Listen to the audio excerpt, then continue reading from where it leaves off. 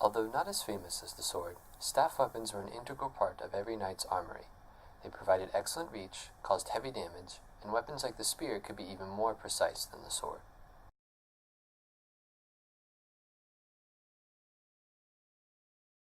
The weapon can be held in a variety of ways, either with the dominant hand forward on the weapon, or you could have the dominant hand at the back. If for a right-hander, a position like this one is very good for thrusting attacks, whereas if you're going to be chopping with the weapon, you would tend to want your dominant hand forward on the haft.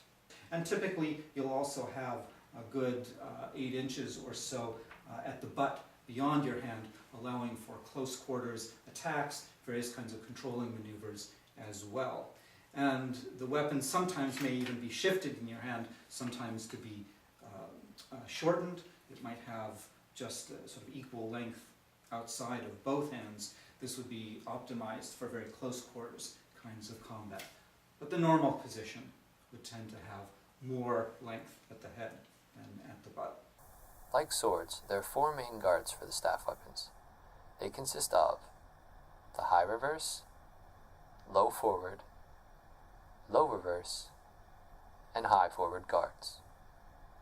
There is one additional guard, the head guard, which the combatant uses to stop an overhead strike.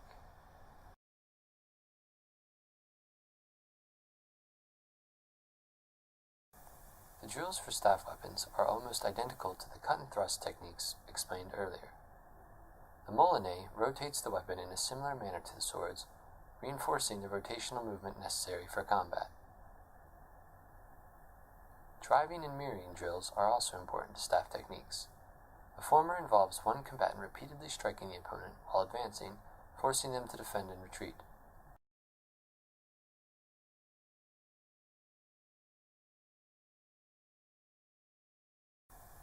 The mirroring drill consists of a designated leader moving through guards, steps, and strikes, while the former mirrors their movements.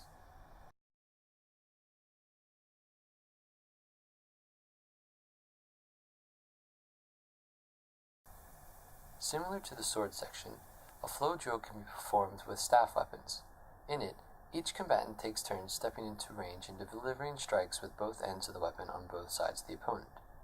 The aggressor then resets the position and the opponent advances.